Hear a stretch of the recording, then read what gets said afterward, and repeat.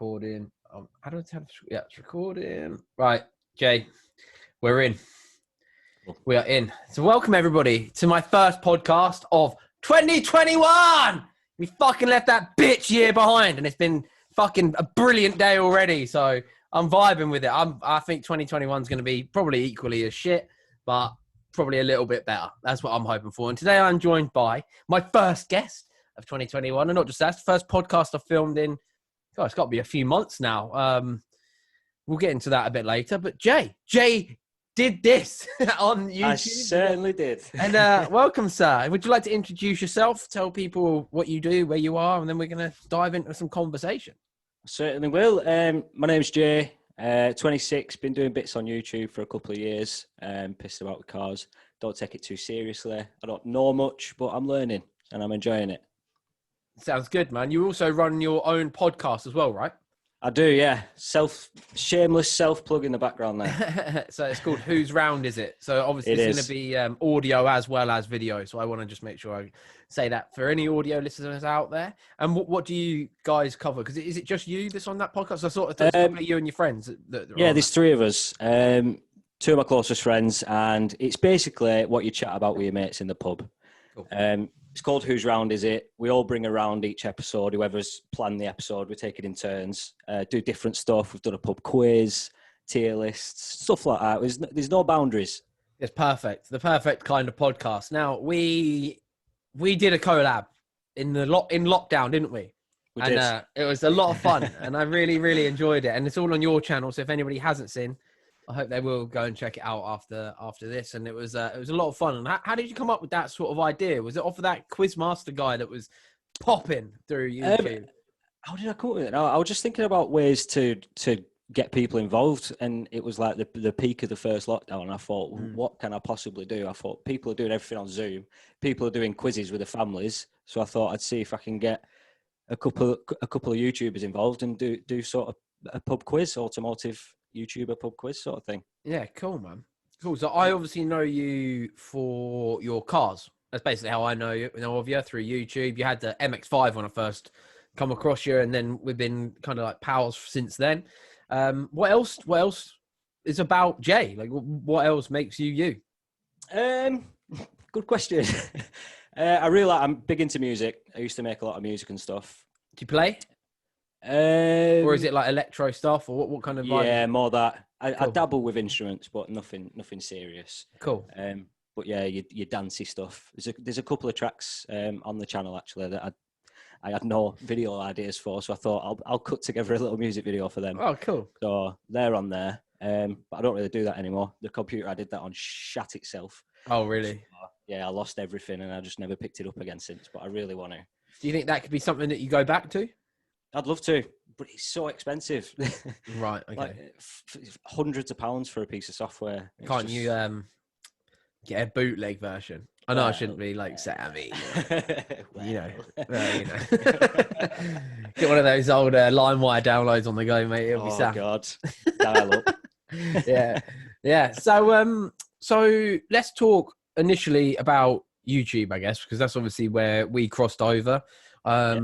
I have a slightly bigger channel than you, but I still don't class my channel as big.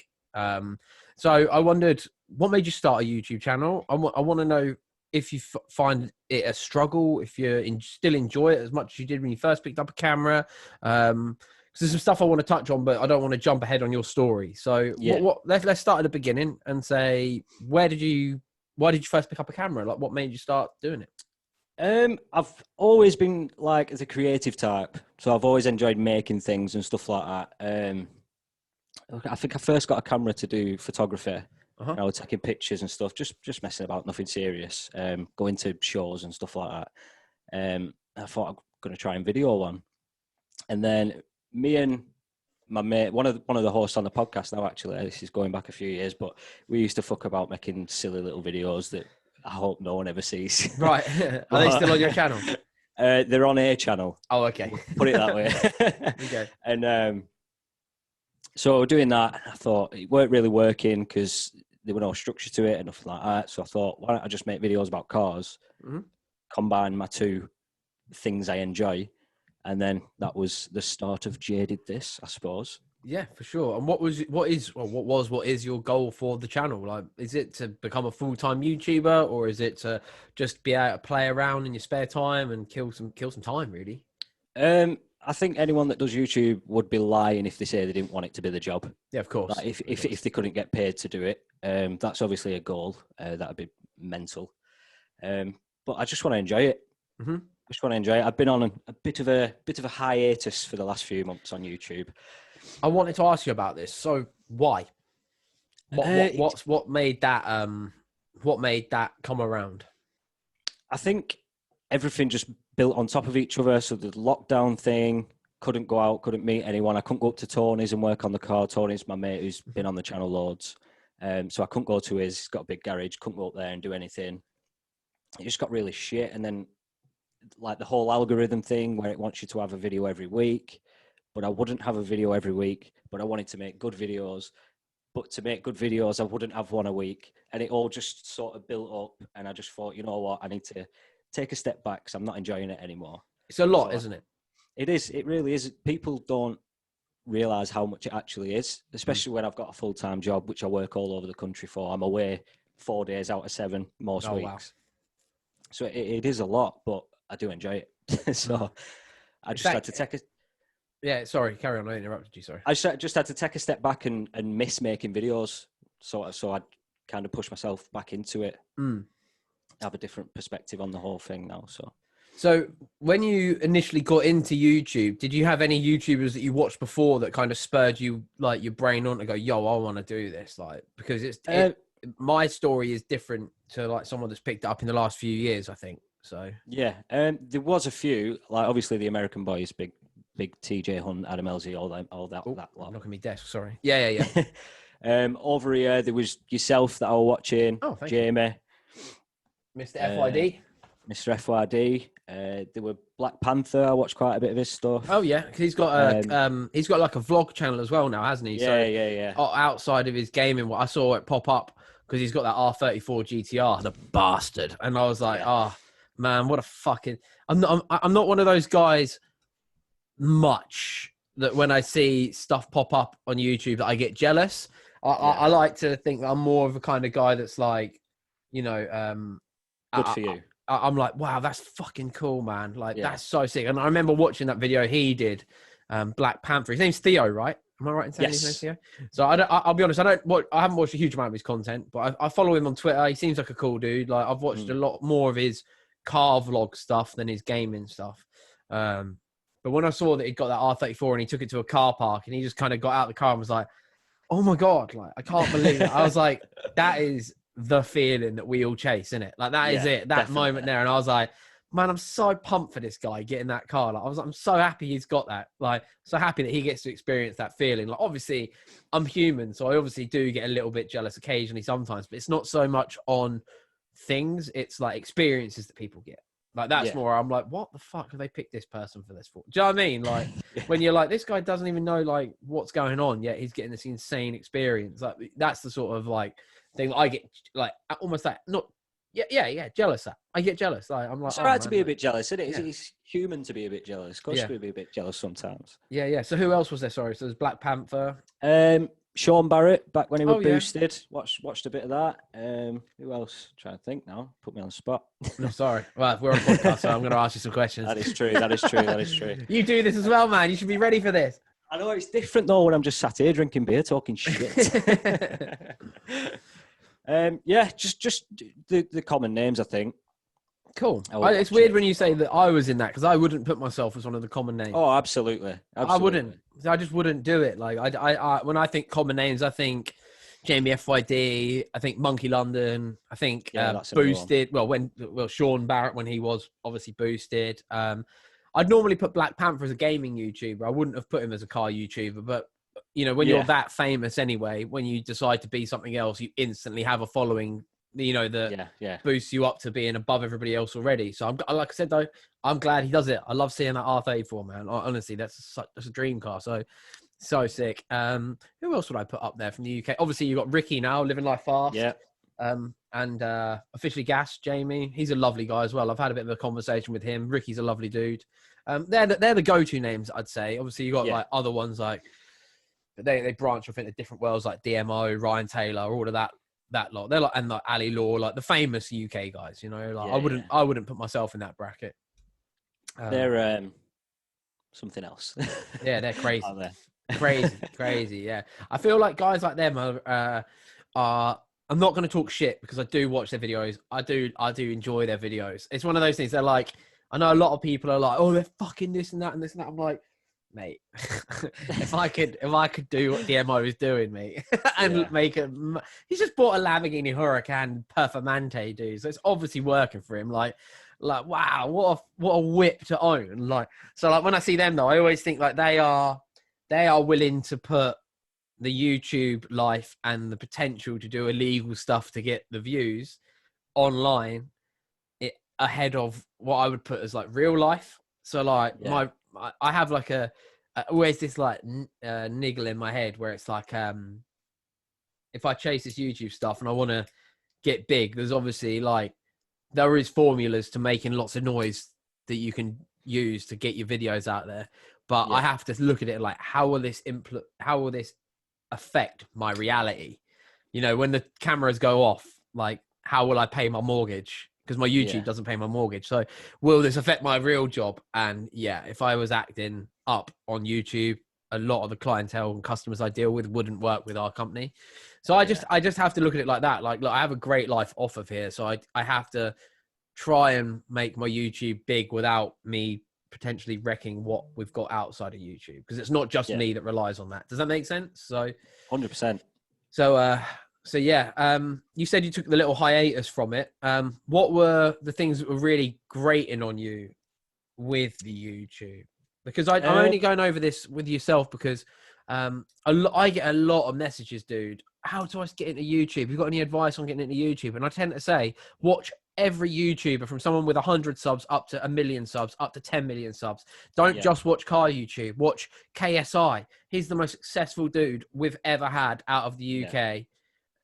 For YouTube. So watch what he does. Look at how he interacts with his audience. He doesn't suck them off constantly. He's like, I love you guys. But the banter that they have, his audience, and do you watch KSI ever? Kind of reluctantly. I'm not a massive fan. Yeah, he kind of annoys me a bit. Oh, does it? See, I don't know what started me onto him, but I love the guy. Like, I can sit and watch any of his like Reddit videos or anything like that and laugh. I will watch him and laugh, but I don't know. It's just his ego annoys me a bit. You think he's got a big ego? Yeah, 100%. See, I don't. 100%. I don't think he's got an ego, mate. It's weird because like I feel like if I was, how old was he when he properly got famous? He's like 27 now. Yeah, silly young. So like he must have been famous for 10 years. Yeah. Properly famous for 10 years now. So he was 17. Right. So when did he buy his Aventador? 5 years ago? When he did that Lamborghini song? Mate, if I was 20, 21, 22, rocking around in a Lambo Aventador, living in a penthouse apartment in London, I would be unbearable. So I can't give that guy any grief. Like, I literally think that he's like, it would probably send my head a bit west as well. But I would be the most unbearable piece of shit. I think I just would like naturally just be like, fuck. I've got a fuck it attitude anyway. Like I've very much got I don't give a fuck. I don't care. I couldn't give a fuck. Like it's one of those things. I don't think if I had copious amounts of money just streaming out of every orifice, a Lamborghini Aventador would probably be able to bang whatever girl you want because you're 23 and a multi-millionaire living in central London. Do you know what I mean? And you're famous and you're known by everybody. Like, I mean, if you put it like that, I don't suppose he's that bad. But is it, dude? I'm only fighting his corner because I don't know anybody as big as him, but I know some big YouTubers. Not to the point where, I mean, I think I could probably ring them if I needed to, but it's not like we're texting every single day. And I also know some people that I would class as famous. Like, I'm close friends with Sam Pilgrim. Do you know Sam Pilgrim, the mountain biker, freestyle mountain biker? Right, he's got like 1.6 million subs now, but every video is a banger. But dude, he's like the same Sam Pilgrim from 12 years ago when he used to drive around in a Ford Mondeo with his name written down the side of it. Do you know what I mean? Like, but on the camera, people might be like, oh, he's annoying, he's cocky, he's arrogant because he's got all these subscribers, oh, he's doing all this stupid shit.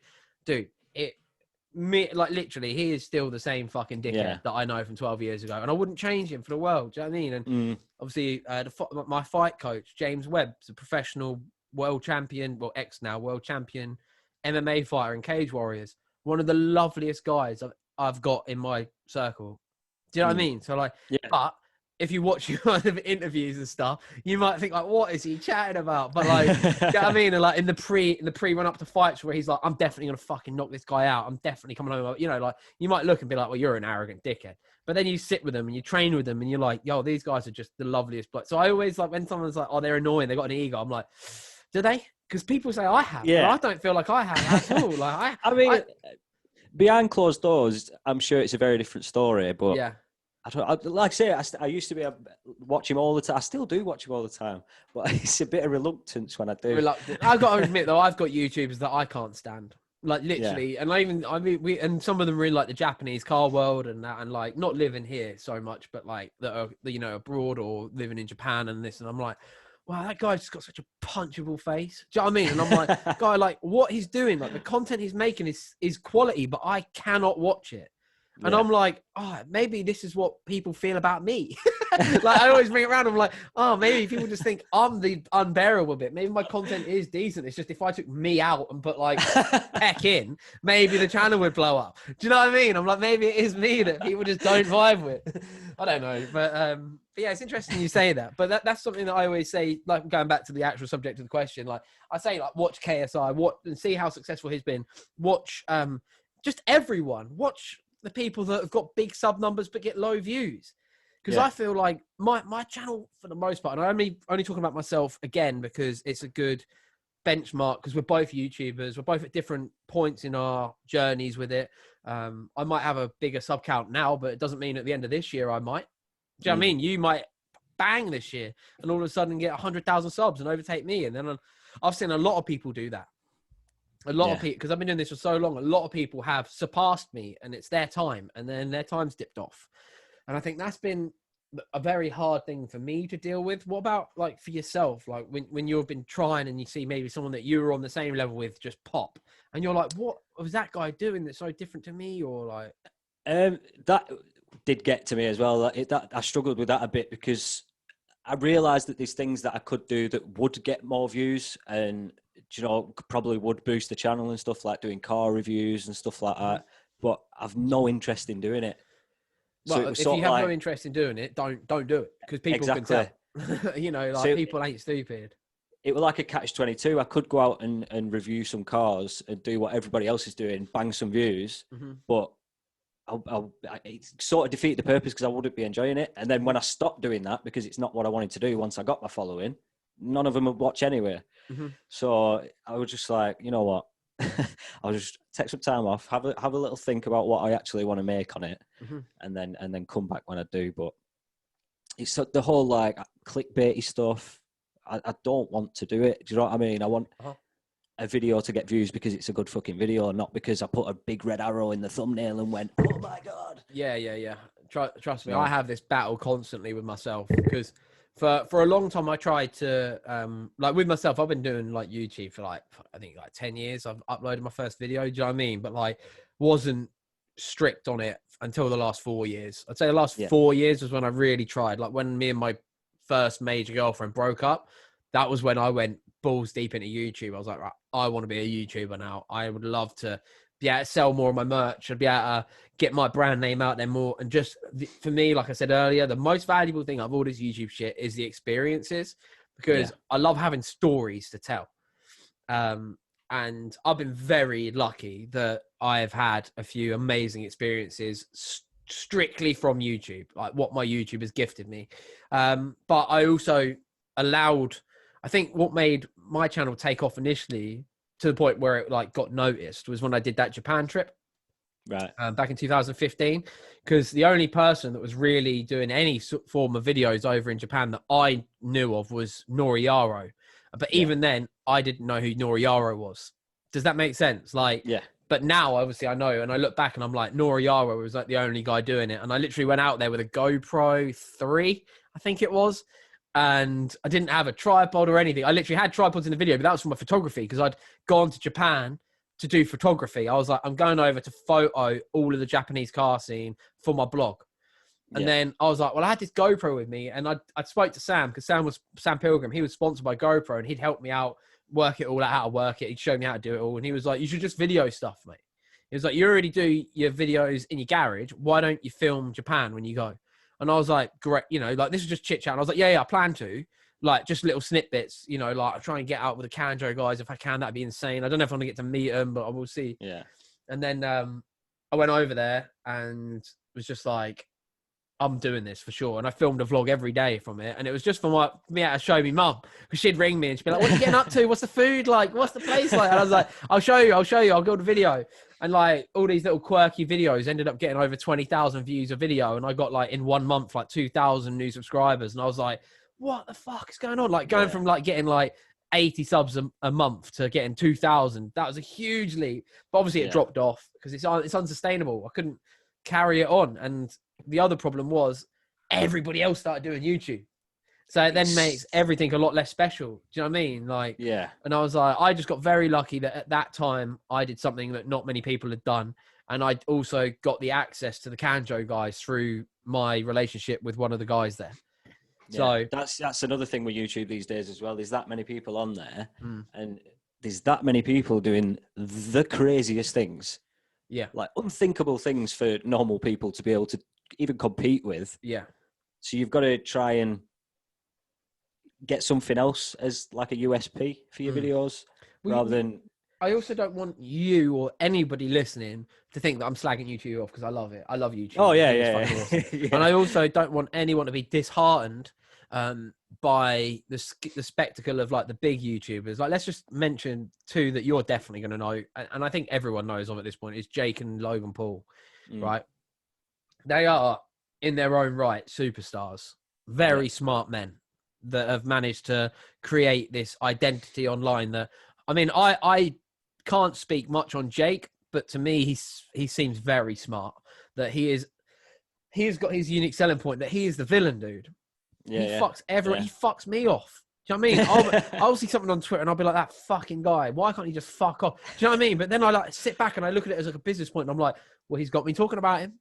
And like, but you got to think, these guys, especially Jake. I mean, I know Logan was famous on Vine because I used to follow him on Vine. Like, I used to think he was hilarious. Like how he'd have like the small people chasing after him and like be like, and that shit used to crack me up, dude. I thought he was so funny. He was one of the few people I followed on Vine. And then obviously he become like this vlogger that was unbearable. He just become this unbearable arsehole. But look at what they had to do to get eyes on them. They had to throw away the rule book and be like, we're willing to get arrested to, you know, jumping in the lakes of Venice. You don't do that. That is, you do not do that. Not just because it's fucking illegal, but it's gross. If anyone has been to Venice, you will know how disgusting Venice actually is. Like, genuinely, like, it is not a nice thing to do. And then he filmed that dead body, didn't he? And put it on his thumbnail. And then Jake and Logan, now look at what they are having to do to stay at the top of the pile. Logan is having to have a boxing match with the best boxer ever to grace this planet. And Jake Paul is calling out MMA fighters. And the difference, this is why I respect Logan and I don't respect Jake. I understand Jake's made a lot of fucking money. He will not give a fuck. He won't even know about my opinion. And if he did, he wouldn't give a shit about it anyway. But Logan sticks to his word. And I'm a man of my word. So if someone sticks to their word, I fucking love that. Even if I disagree with what they're doing, I'm like, yo, they are sticking to their word. They're passionate about what they do. They believe in what they do. Logan Paul offered out Floyd Mayweather on a Zoom call, I think it was. And he was like, who the fuck is this guy? And blocked him or whatever. But then he's managed to make the fight happen. And he said, yes, I'll take that fight. Whereas Jake has called out multiple MMA fighters, 3 of which have agreed to fight him. And he's just gone dead silent on them. 4 of them, actually, because like Dylan Dennis has said he'll fucking fight him, and the thing for me, like with this, what do you think about all this YouTube fighting boxing thing? I think it's fun, isn't it? Yeah, it's jokes, isn't it? It's jokes. Like I think I can fully accept the frustrations of real fighters who are trying to make their way to the top. But what they need to remember is that they're doing it because they love boxing and they want to prove to what I can only speak on what I assume. They want to prove that they're the best, right? Yeah. They want to go through fucking everybody and they want to win every fight and they want to get their name. Jake and Logan Paul don't want that. No. They just want the check. Right?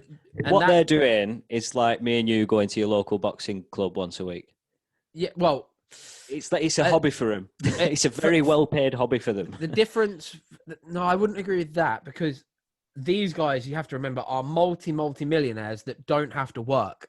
So they can employ full, legit professional boxing training camps to work out of their house. So they don't even have to go to the gym if they don't want.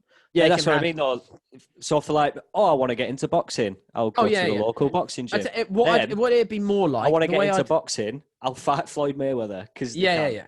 So you know what I mean? I'd more compare it to something like me going, I want to prove to everybody that I'm a world-class drifter. So I challenge James Dean to a battle, but I get 3 months to practice with Bagsy being my coach.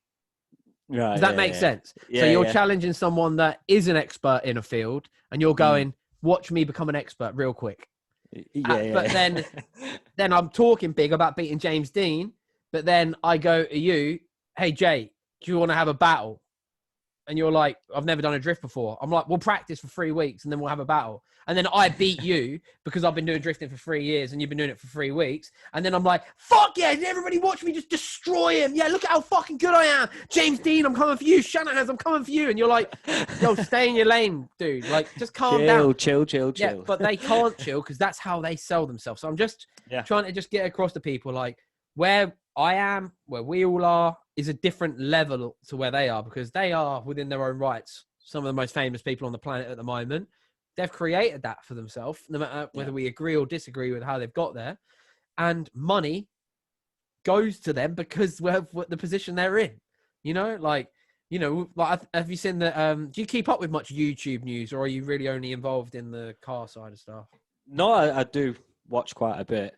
So you've seen that Jake's moving out of Los Angeles now, and he's claiming this because he wants to focus more on his boxing camp, and he wants to move to Vegas.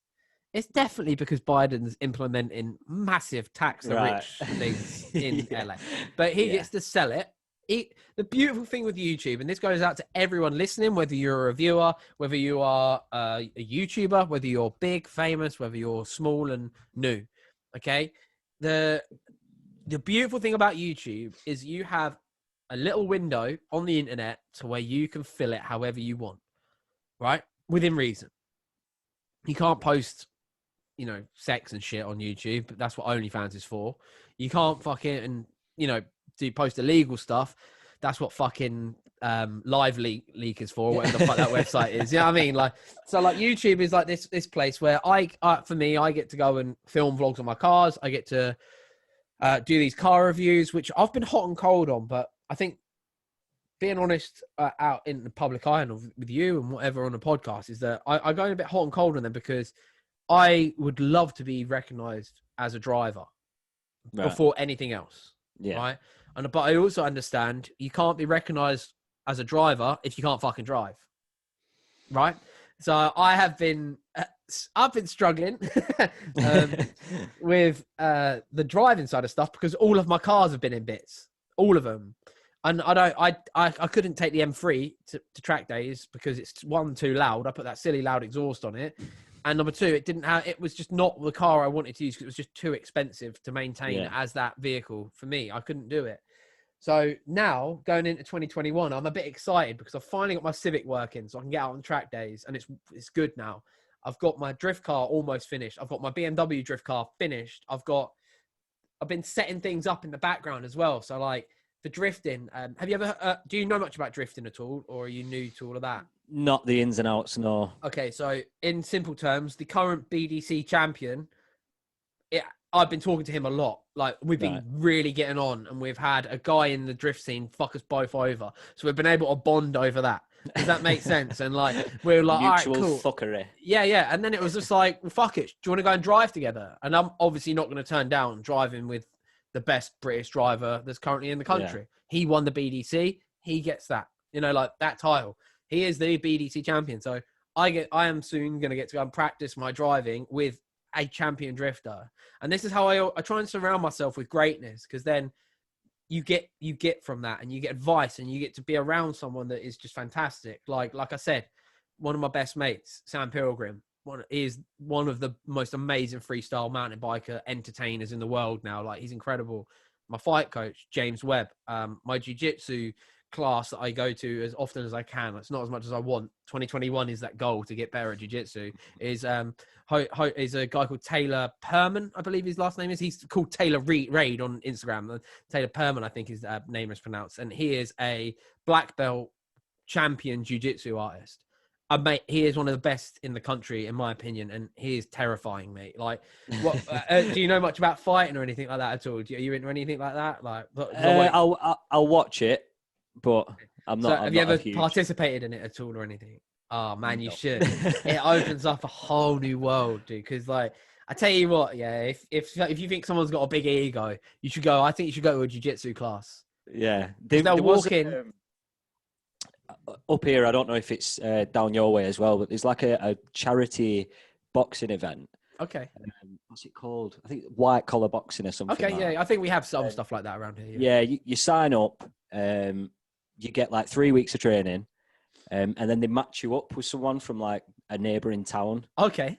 And then you have a boxing match for charity. And I've been umming and ahhing about trying it for ages, but who knows? Next year I might have to give it a go. That's cool, man. So I've always had I wouldn't have had an ego, but I believe in myself quite a lot. Does that make sense? So I kind of look at something and I go, I can do that. So I looked at jiu-jitsu. I'll be honest, I've got really bad shoulders. I've only just took it off, but I have to wear like a brace thing at the minute to try and pull my shoulders back, because it's like from bad injuries, skateboarding and snowboarding that never rectified themselves with a bad posture. My shoulders sit naturally forward, which gives me mad like neck like pain and shit. And I was like, oh, jiu-jitsu looks like it's going to be rough. Do you know what I mean? Like, it looks really, I was like, that looks like it's going to hurt. It's a lot of grappling. It's a lot of shoulder things, arm bars that rip shoulder and that. And I was like, But then my friend Pete started going, and I was doing kickboxing with James Webb. And he was like, Ads, mate, we've got to get you into jiu-jitsu, bro. You'll love it. And I was like, I just don't know. I remember going to the class and I was so nervous. The first ever class, 6 a.m. on a Saturday. Thank fuck we don't do them anymore, because that was horrible. Jesus. So getting at 6 a.m. and I remember like doing this first class and I felt like an absolute dickhead, mate, because I did not know what I still don't know what I'm doing. Like, genuinely, I hold my hands up. I'm like, I've got so much to learn during doing this shit, but I love it. It's weird because I was like, what do I do? And they just literally went, try to survive. Oh, and I was like, what? That's me. I'm gone. They were like, just try and survive. He goes, you're a new white belt. You're just going to have to survive it for now. And then they went, but then one day there'll be another new guy come in and then you'll kick the shit out of him. You'll dominate him and you'll be like, oh, I didn't even know I could do this. So I tried. And I remember that first class, I was like going with this massive guy called Jack. He's like, he's got to be, I don't know, a foot taller than me. Like, you know, he's a big dude. Like, and I was like, fucking hell. And I just like, I didn't know what I was doing. And he just got my head, pulled it down and put me in a guillotine. And I made this noise. I'll never forget it. It was like, I'll never forget. And I was like, fucking hell, this is like real fighting. Like, and that's what went through my head. I was like, sparring is just fighting each other. Like, It's unbelievable. I was like, okay. And I've been doing it now, I'd say, because of obviously the corona and stuff. When did the corona kick in and like close gyms? Was that March or May? It began with an M. Yeah. And then I'm not going to lie, I was being a bit naughty. I trained with 2 to 3 guys in a garage. So I got some real like behind the scenes help. And then I started going to the class with Taylor because they run it out of the Combat Institute in Colchester. So, which James owns. So like, that's why I support that and go to that. And as I started going there, I only managed to get in between lockdown 1 and 2. You know, there was like that little brief period of like 4 weeks. I went loads because I took a week off of work. So in that week, I did like most lunchtime classes and evening classes. And I was like, okay, I'm really starting to get into this now, but I'm still not comfortable. Like, I don't know what I'm doing. So then I was like, what do I do? Do I just quit? You know, give up? like, because I was getting injured a lot. So like I said, like this neck injury I've had now is like, God, it's got to be 4 weeks old. And I've been to 2 physiotherapists. I went to Ed Jones at the Point Clinic, who's my usual guy. And then I actually went up to another guy called, let me get you up his Instagram real quick. He's fucking sick, man. Harvey, his name is. And I actually found Harvey at the Sky. Let me just find out what it's actually called. Because I've only been once, so I don't know everything off the top of my head yet. Sky Therapy Rehab in London. And I found him through a KSI video. He is KSI's physio, right? Bringing it all back around. And I was just like, do you know what? Fuck it. So I followed him on Instagram, and I got lucky that he followed me back. I think because I've got a bit of a following, he obviously saw it. And you just tend to interact, don't you? Like with people on that same sort of And then he was like, I messaged him. I was like, dude, have you got any space free soon? I'm not going to fuck you about. I'm not looking at this for like a link up or anything. I need to get looked at. Can you see me? Because everything you did to KSI in that video is everything I need right now. Like he was doing all KSI's necks, traps, fucking, what are these things called? Like rotary cuffs, all this. And I was like, mate, I just need that, what you did to him. And he was like, yeah, bro, come tomorrow. And I was like, yo, you can see me tomorrow? Let's fucking go. So I drove up there the other day, saw him, and he was amazing. But he put these cut things on me. Look, can you see? Like, I got these big circle bruises. Like, God. Can you see it? On my arms. There, so for any listeners on the Spotify, I'm just showing Jay on my shoulder at these circles. But these go all the way down my back, and they did all this weird shit. And honestly, it's felt so much better. And I'm like, but going back to why jiu-jitsu, why I brought it up, like, if you think people have an ego, I'd definitely advise go to a jiu-jitsu class, because there'll be a child there, like, that's got like a coloured belt, and you'll be like, oh, okay, it's like this little girl there with like a green belt or something. And then you'll watch her fight, and you're like, I really hope they don't make me go with her.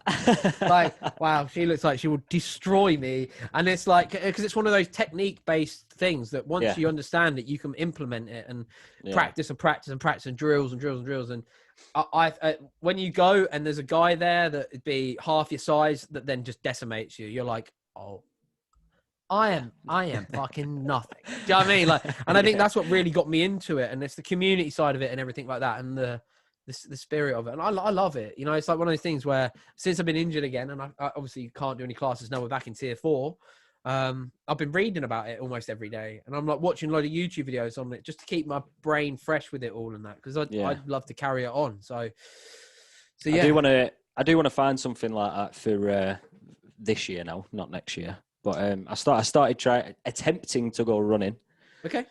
Never ever done any form of, well, I'd say I've never done exercise, but I obviously have. But I don't exercise. So I thought, you know what? I'm going to have to start doing something. Nearly 27.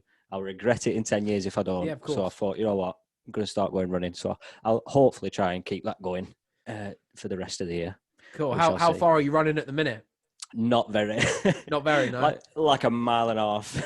Mate, I tell you what. So when I was younger, see, I'm one of those guys that's tried a bit of everything, right? Yeah. So I used to run a lot when I was younger. Back when I was like in my early 20s, I was actually ripped. Like, I did not have an ounce of fat on me because I wouldn't eat carbs. I was like absolutely the strictest guy in the world with my diet.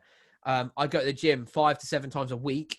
And that would be morning and night sometimes. Other days it'd be morning, night, afternoon, lunch. You know what I mean? It was like constant. And I used to run 5 miles every day. Every fucking day. 5 miles. And I was like going out, and I started off by, do you know what started it? I just wanted to lose some weight. I was like, I want to look attractive. Me being a 21-year-old lad, I was like, I want to get girls. That was the reason. So I was like, got to drop the belly. So I started running, and my little trick was I started running a mile on a running machine every day, and then I'd make myself go to 1.1 miles the next day. Yeah.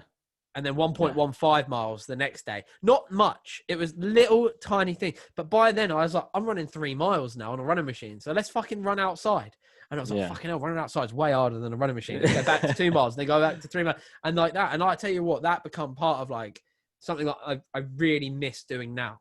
But I cannot get back into it at the minute. No. Like, I can't. I feel like I have to have, I don't know whether video games and my attention span have fucked that, but like I have to have something to do to be active. So I'll go jiu-jitsu, and sometimes I'll do kickboxing on the same night. I play for I play for a football team now, but I only go to the training because I need my weekends for work. So I train with this football team, and like it's really good. I really enjoy it. But that's like my big worry is when these tier things kick in. Like now, like I hadn't been out to play football for what was it, a month, and you know what did I do in that? I just binged. If I'm completely honest, and I've put on weight shit, again. innit? My it's weight shit. goes like this, dude. I'm like, yes, I've lost a stone. Oh, we were back in a lockdown. Oh, there's that fucking stone back again. Do you know what I mean? And it's fucking killing me. It's killing me.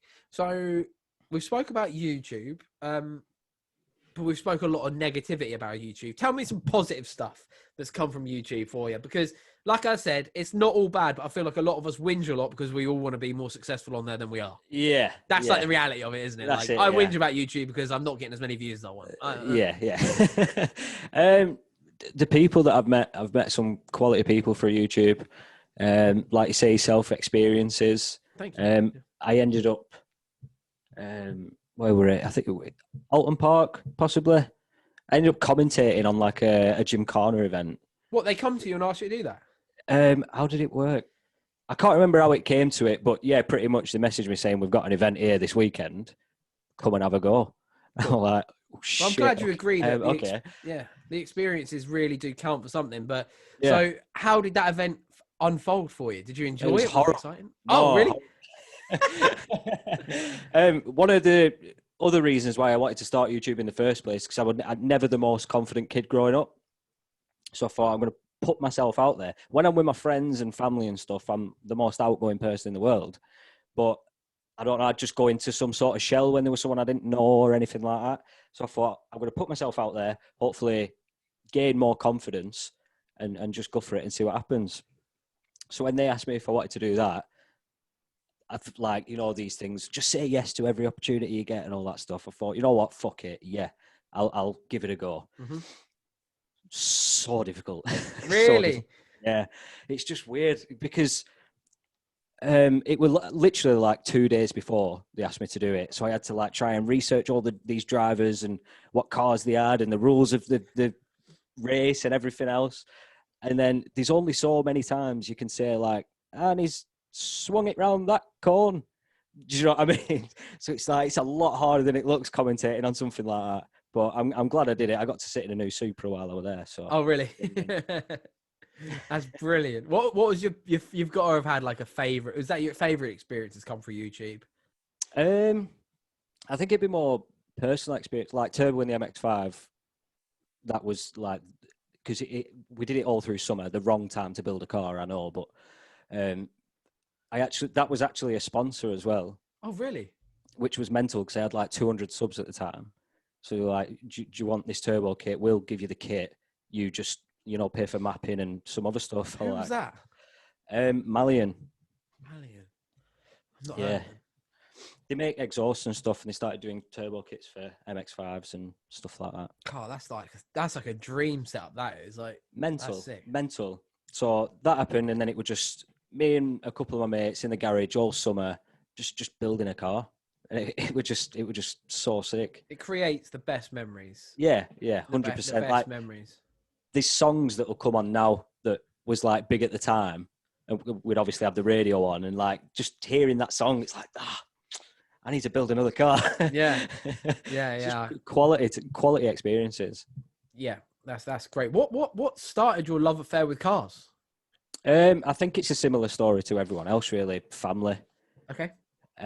Started with my granddad. My granddad was like building hot rods in the 70s and stuff. Oh, wow, cool. He's still got the hot rod that he built tucked up in his garage. Mate, there's a video. Crazy. Hey, shut up right now.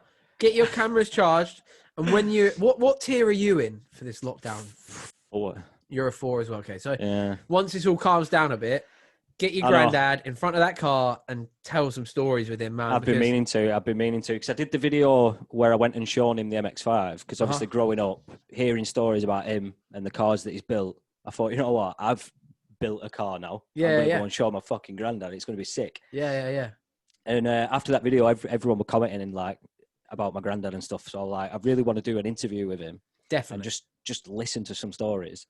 But yeah, we'll have to get the hot rod on that. It's a Model T, big exposed V8 out the front, huge chunky tires at the back. It's the full hot rod. Mate, I tell you what, that'd be a cool collab for me as well. If you wouldn't mind, once all this is open up again, I'd love to come and see that sort of stuff, man. Like, it's crazy because it was quite well known back in the 70s and stuff. And I tried showing someone before, so I was like Googling it to try and find some pictures of it because I knew there'd be some somewhere. And I ended up getting onto a forum of people it were called Macabre, the nickname of it. And people were just like trying to figure out where this fucking car were. I'm like, it's in my granddad's garage. No way. Like, I heard Martin, that's my granddad, took it to Spain and it's been there ever since and all this stuff. It's like 10 minutes down the road. What are you on about? Brilliant. Oh, that's so cool. Oh, yeah, it's quality. I used to have like a big American shop, but over here, so like Pontiac GTOs, literally everything. It's in your DNA. Yeah, pretty much. Then that obviously went down to my dad. I grew up in, late 90s, early 2000s in his Corsa Bs with massive subs in the back and right, okay, multiple Vauxhall Novas and stuff like that. So love that. Yeah, just a natural progression, I suppose. Yeah, that's sick, man. I bet your granddad's got some stories, dude. Oh, definitely. So what I've learned from all of my time, like, because I think from the outside, it looks like when you're at these big events and you've got people around you, and like, I mean, I'm by no means a big time. But like literally by no means a big time. Like I do not believe in that at all. Like, do you know what I mean? But like the fact is, I have been at shows and people have been around me wanting photos and wanting lining up to get stickers and and it made me feel absolutely amazing. Like, and I've been on like this like weird high, like on the journey home, and it's not been like a wow, everyone loves me. It's like, wow, all of this hard work is paying off. That's the feeling that it's been feeling like because like people don't see the work that goes in behind the scenes. But my favorite memories I've got and the moments I've got have been like when me and Kazoo drove to that racetrack in Japan. I had to get up at 3 a.m. that day, and to anybody looking in, it's a normal day, right? It is a guy that owns a tuning shop in Japan taking one of his race cars to a racetrack to have some fun with his mates. But people don't realize, like, I got to be there. I got to be in that truck. I got to bring the car off the trailer. I got to sit there and watch them all sign on briefing. And I think obviously had, I mean, that was probably the best day of my life. Like that day of the No Good Racing Track Day was probably the best day I've ever had. Yeah. In terms of like, I was just stoked to be there, dude. I literally just thought on that day, I am here to get photos of these guys going around the track. That is all I thought I was going for. I thought I was going to go watch some Hondas back around the track because of the lack of communication that we could have because of the language barrier. Like, we couldn't discuss anything. So I didn't know that Kazoo had signed me up for the track day and had his friend bring a helmet for me so I could go and drive on this track day. And I didn't know that until he put me in the car, strapped the harnesses up on me and went, okay, go. I thought he was doing the harnesses for himself because we're about the same body size and height. I just thought I was using me as like so he can sort his harnesses out, blah, blah, blah. He went, okay, go. And you go, fast lap 110. Okay, go. So I was like, okay, I've just got to beat 110. 107, baby, or 106. I can't even remember now. I'd have to find a bit of paper, but I did keep. I think it was a 107, but like I know I beat the time. It'll probably be on the YouTube video. I'd have to look back at it. But it was so fun, man. Like the moments like that though, where you get to spend it because it's so hard to explain what runs through my brain because I'm a bit erratic. I'm a bit of a hippie when I think about certain things and the way I see the world and that. And I see like energies and not like, oh, I'm a hippie or blah, blah, blah. Like I see like the way that people vibe off each other. If someone's got negative energy, it puts you into a negative space. If someone is got positive energy and they're buzzing, but then sometimes you meet someone that has exactly the same mental outlook to life that you have, and you've lived on the opposite side of the world, and then all of a sudden you're connected and you're like, yo, we both have this passion for exactly the same thing. Fuck everything. Let's just go and do that. And you get to have that absolute perfect synchronization of everything for that few hours. And it's just like you leave going, wow, I learned so much today about something that I love so much from someone else that loves this thing so much. And whether it is fighting, whether it is cars, whether it is fucking, I don't know, riding ponies, it doesn't matter. Like, if you are passionate about something and you surround yourself with people that are also passionate about it, but you get to leave all like the politics at the door and you only focus on the thing at hand. Because obviously I think that like Facebook and Twitter, and I think as wonderful as these things have been for connecting people, the problem is that, let's say you have a car friend and you have that, oh, they're great, they're a great person, I really like them, because every time you spend time with them, you're only talking about the cars and you're doing that. But then you go on Facebook and they've put up some like Brexit, this, we hate Muslims, get them everybody out, like, and you're like, yo, what the fuck is this guy? And like, I had to delete so many people, 1 from Brexit, 2 from Corona, because I was getting sick and tired of seeing the same noise. And it rubs off on you, doesn't it? It just winds me up sometimes. So I'm like, how fucking thick are you? I had here's like a discussion I had about Corona. Obviously, like, I don't really want to talk about Corona too much because it's ruined everything. Like, everyone's sick and tired of hearing of it. But I had a discussion because I shared a post. I think it was from I Fucking Love Science, that page, IFLS. I Fucking Love Science. And they were like, oh, there's a Corona vaccine on the horizon that's like 94% like perfect, blah, blah, blah. And I just shared it on my Facebook, and I was like, finally, to get this in me, I want to get back to normal. It's like one of those things. And this guy piped up and he was like, oh, you're just a sheep, you should learn more about this stuff, blah, blah, blah, don't believe mainstream media. And I replied going, I'm open to learning about this. If you've got real hard evidence that I can read up on tonight, I mean, I do fuck all in my evenings in the winter because I don't want to be cold. So I just sit in my house. I'm like, all right, I'm chilling. And I'm like, I've got all the time in the world to read up on scientific journals, to read up on fucking news, to read up on whatever, as long as it's legit. Like, I am not going to be force-fed bullshit. Yeah. And now this guy was like, no, you just believe in mainstream media, man. I was like, well, send me some stuff to read. He sent me 2 fucking articles, one from The Express. Right. The Express! Right? And number 2 was a print screen of someone's Facebook status. And I was like, dude, come on. Number 1, you've told me not to believe in mainstream media, and you've sent me a fucking mainstream media article. Just one that agrees with your outlook. Number 2, you've sent me a print screen of a Facebook status. I don't know anything about that person posting that. Do you know what I mean? I was like, I need to know where this is coming from. Give me a scientist that is a fucking scientist that does science for a fucking living that says, yo, you shouldn't take this vaccine. Not a disgrace scientist that got fucking kicked out of their fucking industry because they're fucking chatting shit. Do you know what I mean? I saw a meme, and it was the top picture was the research being done to create the vaccine. It were a load of scientists in a lab. Yeah. And the bottom picture was research being done by anti-vaxxers, and it was just a guy taking a shit on his phone. That's just it in a nutshell, isn't it? Where do you stand on all this Corona stuff? Obviously, it's impacted everyone. So, like, what's your vibe with it? I just want it to be done now. If that means having a vaccine, then I'm with you. Just give it me, and I can crack on with my life then. But I do think it's all a bit fishy. But I'm not grabbing my tinfoil hat yet. Yeah. But it is a bit weird. I mean, for me, I don't know whether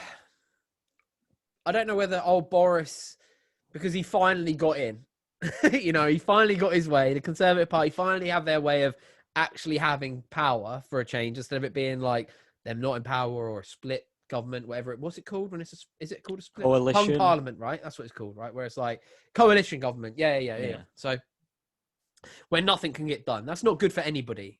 For nobody, whether you support Labour, whether you're independent, whether you support Green Party, whether you support Lib Dem, whether you support Conservative, if we have a government that cannot get decisions through, it's no good for anybody. No. Okay, so when the Conservatives got in fully, I was like, well, do you know what? At least we're going to have some decisions made now. That's honestly what went through my head. I'm not going to say like where I stand politically because I don't actually care that much. Does that make sense? Like, I don't really care that much. Like, for me, I will just say I couldn't vote for Jeremy Corbyn because I have got Jewish family. So that was the problem, that I couldn't vote for him. I liked a lot of his policies, but I could not have a man that is anti-Semite, and everyone can. Yeah. There's hard evidence that is a thing.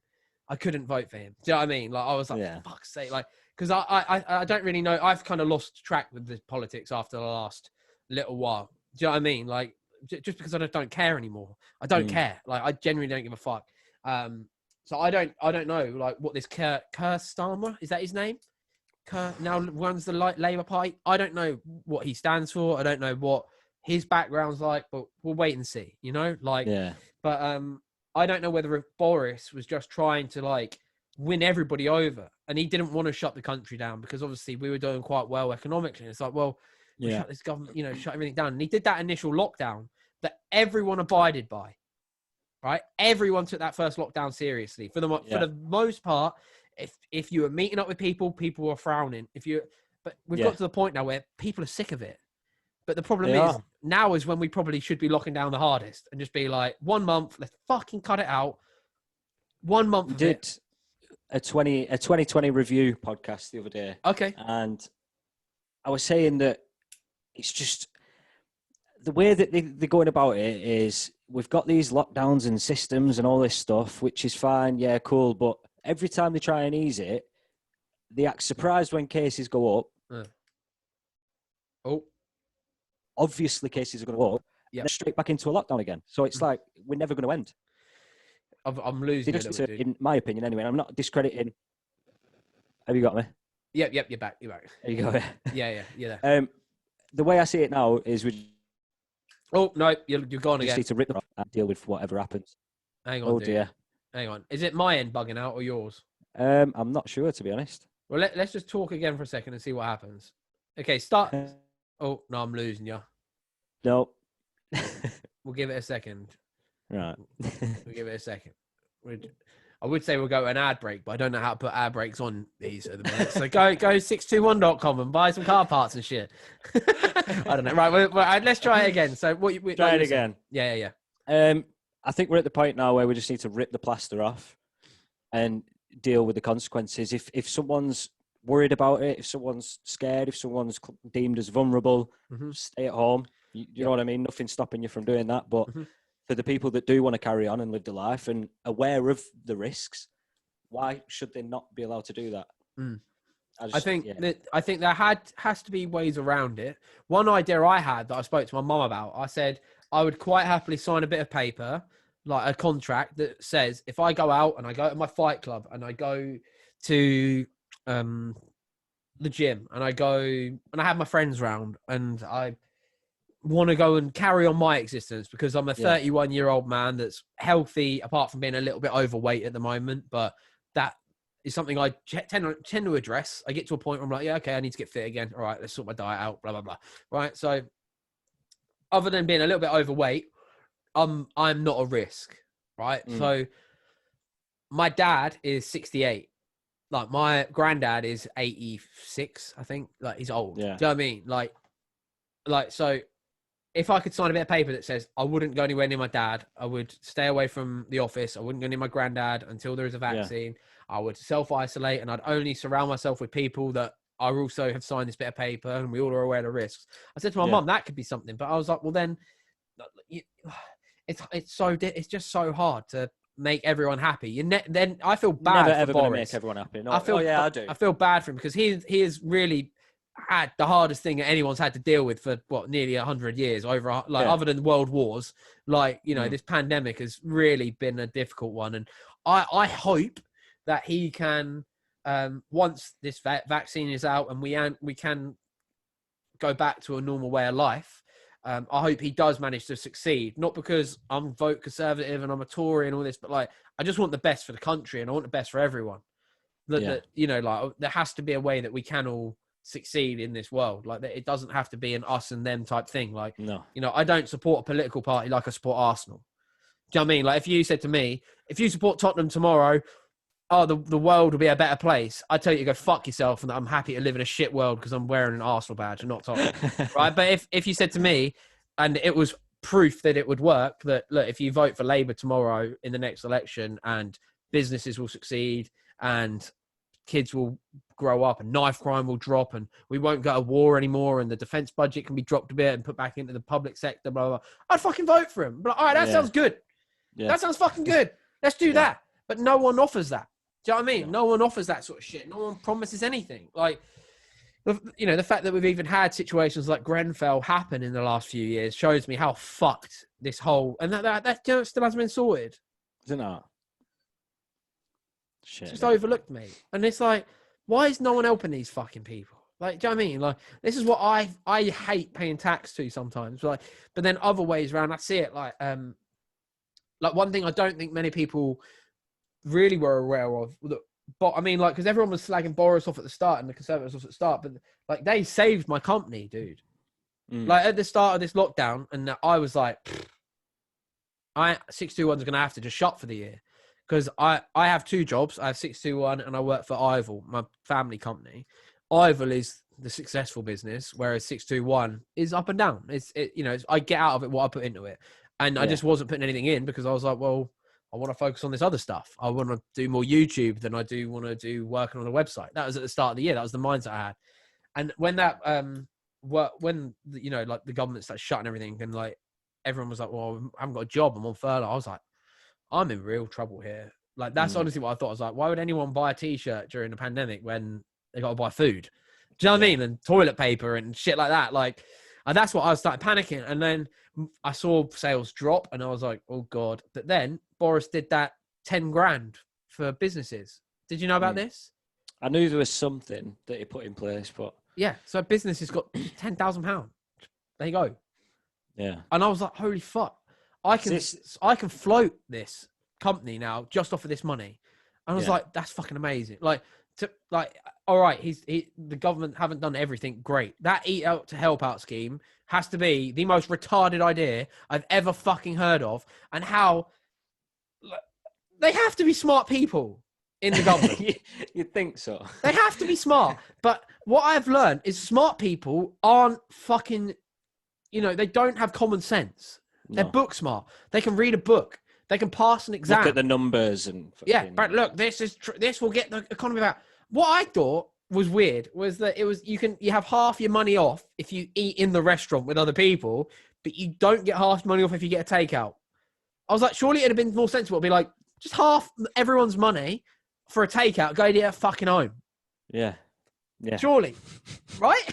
Yeah. But surely, why would, I tell you what, I will do it for the government for free. I'll just be an advisor. I'll sit in there and I'll just be that voice of reason. I'll let all the smart cunts do their smart people shit. And then I'll just be like, well, yeah, but what about this idea?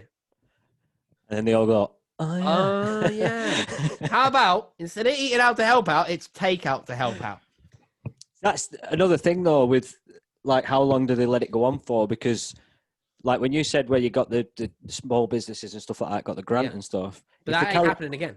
Exactly. It's just digging a deeper and deeper and deeper hole. And how long is it going to take for everything to get out of it? What they've done now is they have they've done loans for companies. So you can take a percentage of your overall turnover, I think it is, as a loan that you do pay back. Right. So it's not free money anymore. This is like money you can borrow to keep yourself afloat. And then you have to fucking pay that shit back. And I feel like, but I look at it and I'm like, I still think that our government hasn't been as bad as others. I think if you look at, it's not just us struggling in Europe. Oh, no. Loads of them places are still fucked. Like, realistically, there's only been 3 or 4 countries that are success stories of all this. Like Australia, New Zealand, China themselves, and Taiwan. There were a music festival in Australia the other day. Really? That's mad, isn't it? Doesn't feel real, dude. No, it did. It was Example. Example. Example were playing it, and he had it all over his Instagram story. I was like, this looks like a memory from last year. Really? It was just crazy to see. Did you? Yeah. Is he as nice as he seems? No. No. Ed Sheeran, on the other hand, though, what an amazing man. I thought Ed Sheeran would be. I met Ed Sheeran. I met Ed Sheeran in Austria at snowbombing. And that's wrong for me to say about Example. He might be a lovely man, but the moment I met him, our interaction wasn't positive. Right. So whereas Ed Sheeran was walking along with what I assume was either his manager or his girlfriend of the time, very pretty girl, not like overly pretty, not like a fucking model or, you know, she was just a naturally pretty girl. I was like, wow, she's a cute girl. Like, that's nice. She's nice. And we were walking up the street and I knew who he was, but this was like, I'm going to sound like a right hipster now, but it was before he was massive, you know, like he was one of the opening gigs that night for Chase and Status. So like an example had played and all this sort of stuff. And it was like, you know, real big. It was like 2011, 2012, I think. And so we're over there and walking down the hill, sorry, from the ski lift, walking with my snowboard. My mate Robsy was in me walking with his snowboard. And I was like, holy fucking shit, that's Ed Sheeran. Robsy, hold my snowboard. So I fucking chucked my snowboard at Robsy and I get my phone out and I was like, Ed, as he walked up, I was like, Ed, I'm really sorry to interrupt your day, dude, but do you mind having a photo? I'm a fucking massive fan. Because I knew him from the Nando's song with fucking Example, you know, that fucking song that they did, but by the dumpster and that, like, that's when I first knew him. Like, I've got his his original street team page that he used to run, his Facebook page, as a friend on Facebook. That's how far back I go with Ed Sheeran. I love him. I think he's brilliant. SBTV days. Yeah, before that. Yeah. Like real original. Yeah. And I love the guy. Like, he just is making amazing music. The man and the guitar and the sound effects that he makes, you know, like, this is fantastic. I love it. And when I met him, he was like, yeah, of course, man. I have a photo. So we got this photo of me and Robsy. In the photo, Robsy's holding all of like the snowballs like this. And I'm just like, you know, like proper pumped that it's Ed Sheeran. And then I thought that was going to be it. I just thought he was then going to be like, all right, I've got to go. And he was like, so how's the snow today? I was like, yeah, man, it's sloshy now. It's good in the morning. I said, how about this? Meet me here tomorrow at 8 o'clock in the morning and we'll go up and we'll fucking snowboard together. And he was like, oh, dude, I would, but I'm ginger, man, and gingers and snow just don't go together.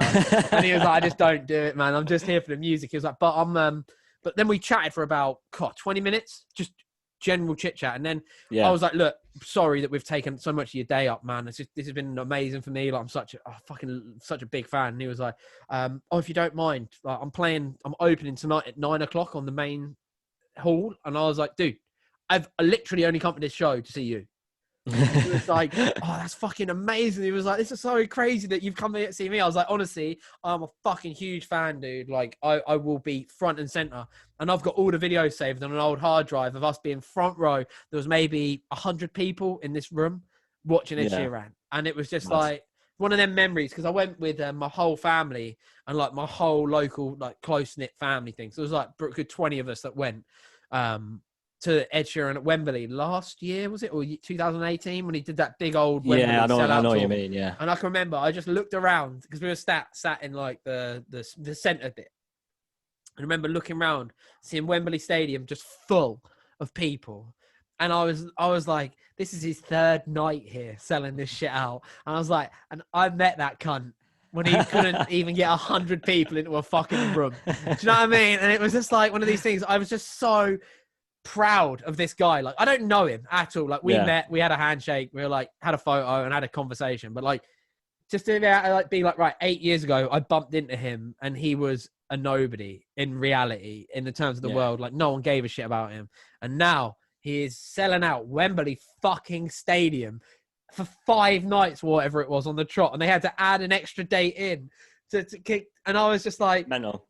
I was like, this guy, and every time I hear anything about him and they're like, oh, Ed Sheeran's got this big old bit of his house being put on, I'm like, fucking good. And they're like, oh yeah, it's like $100,000 a day. I'm like, well, he should earn 500,000 a day. Like, do you know what I mean? Like, one of these things that, wow, it was just such a positive experience. I watched a podcast that Example was on, actually, and he said when Ed Sheeran first started opening for him, like, I think Ed Sheeran bought Example. Example bought Ed Sheeran a bottle of Jack Daniels and said, remember me when you're selling out Wembley. Right. So then when he did these Wembley shows, he sent Example, he gave Example a bottle of Jack Daniels. And he's like, well, what's this for? He says, you don't remember, do you? And he says, no, what? He says, you told me to remember when I sell out Wembley, so will you come and open that's for brilliant. That's mad, isn't it? I'd love to meet Example again, because I just think at the time it was probably like a bad point for him in his day. It was basically like he'd just come off stage, Chase and States were just going on stage. You got to remember, at the time I was like 21, 22, and I was the biggest Example fan in the world, mate. Like, it was at that time where his music just made me feel so good. And I literally, as he was coming off stage, I was like, Example, can I just say hello? Can I get a picture? And he went, oh, fuck off. And I was like, yeah, are you fucking serious, mate? He was like, fuck off. I was like, what the fuck, man? I was like, and then my American friend who was with me there, he was like one of like you meet friends on holiday, don't you? And like he'd become proper protective of me. He was like, I think he was a Marine. He was built like a shit house, and he was like, he was like, hey, Example, you fucking asshole! You guys come all the way from fucking England to see you, you fucking dick, and you can't even say fucking hello. You're a fucking asshole. And he was like, oh, fuck off. And we all had to hold this guy back. He was like, I'm gonna fucking knock this piece of shit out. Like he was like, right. And I was like, dude, just leave it, man. I only wanted to say hello and say how much I like his music, but fuck it. If he's that famous, he obviously doesn't give a shit. Do you know what I mean? But whatever. Like but also like there was other time like where Example came to Colchester and he was like late as fuck. So I tweeted him. I was like, yo, are you still coming or can I go home? And he was like, no, I'll be there in 20 minutes. And I was like, oh, that's cool. He replied to me. Do you know what I mean? Yeah. I was like, I still liked his music. It's just it hurt that he just told me to fuck off. I was like, what the fuck? I'm a massive fan.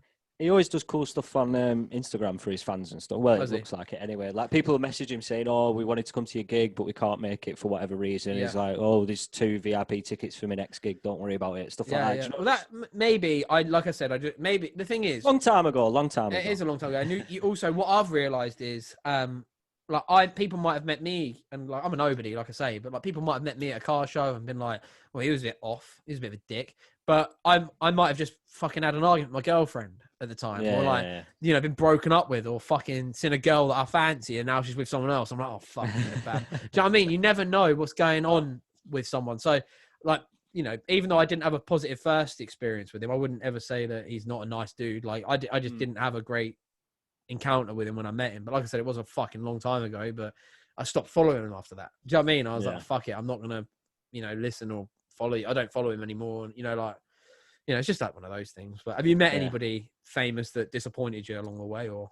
I'm not even sure if I've met anyone famous. You know? Oh, really? I don't think I have. Have you not?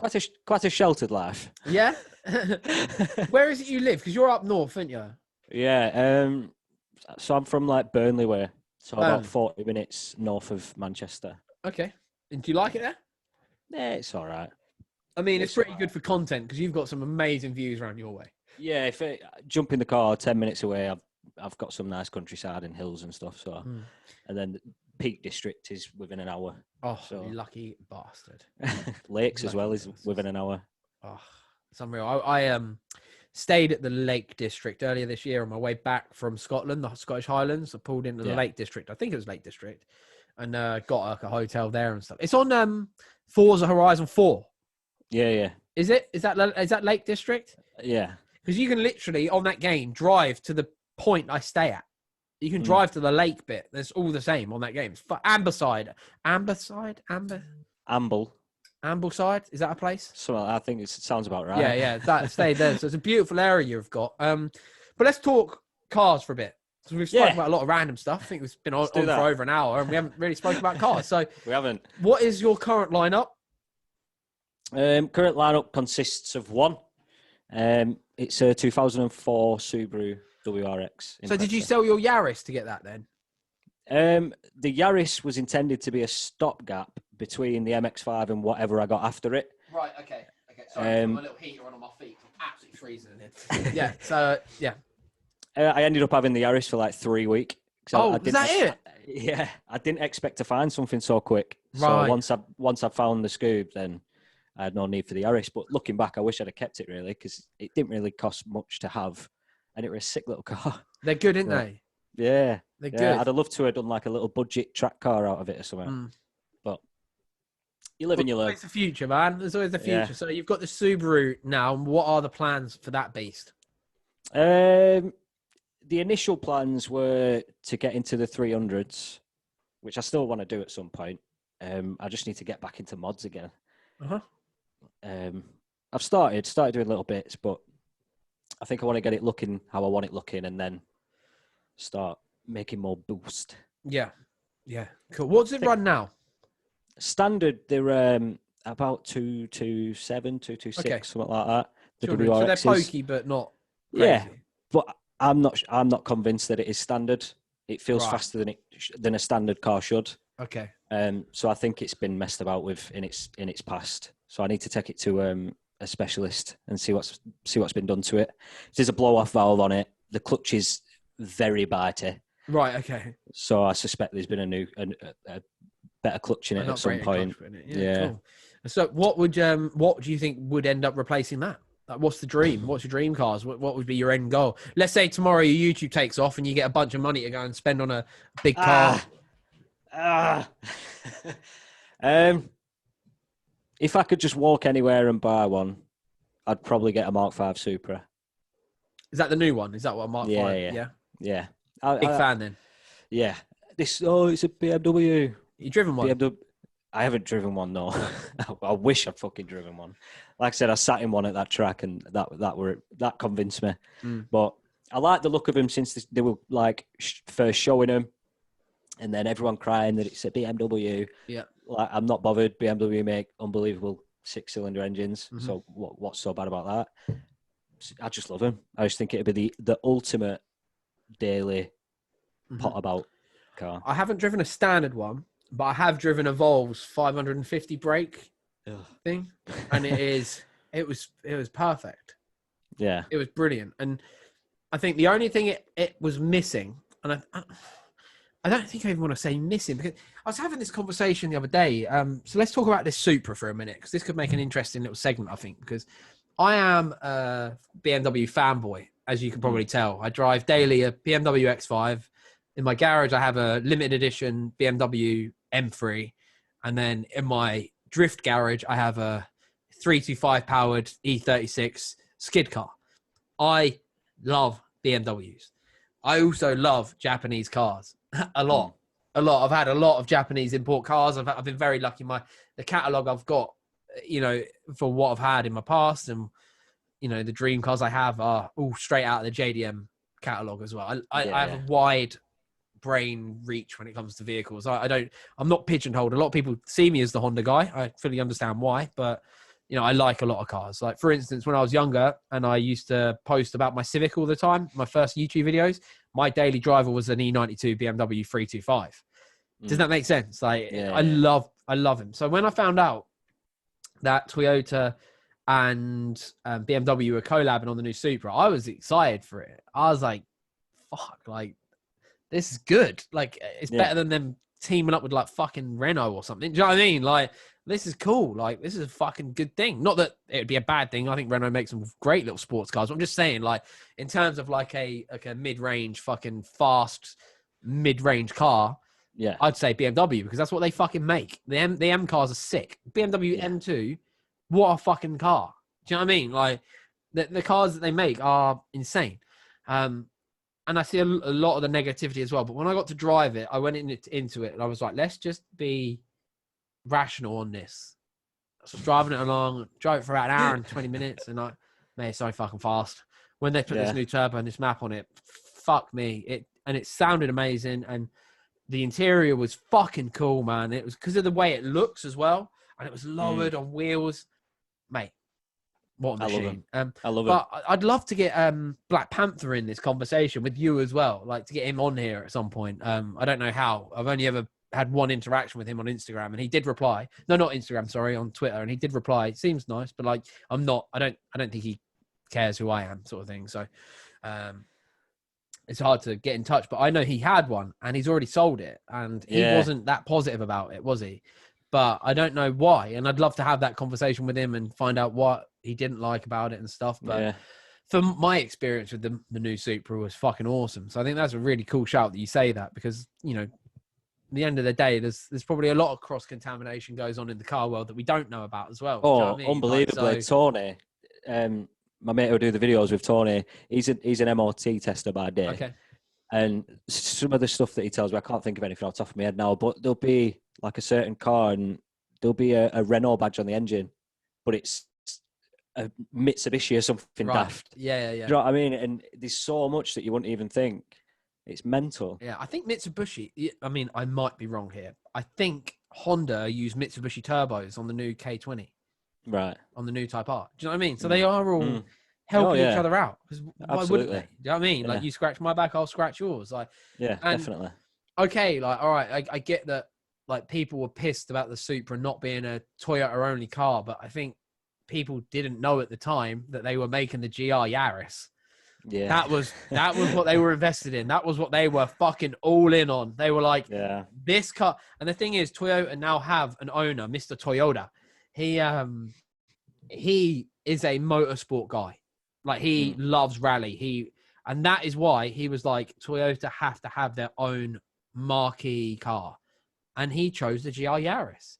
And I just feel like the internet gives all of us so much of a voice, whereas before, realistically, we'd only ever hear from people that were on Top Gear, that written magazines that we read, like Evo magazine and all the rest of that, Auto Car and all. You know what I mean? You'd only take advice from the people in the know.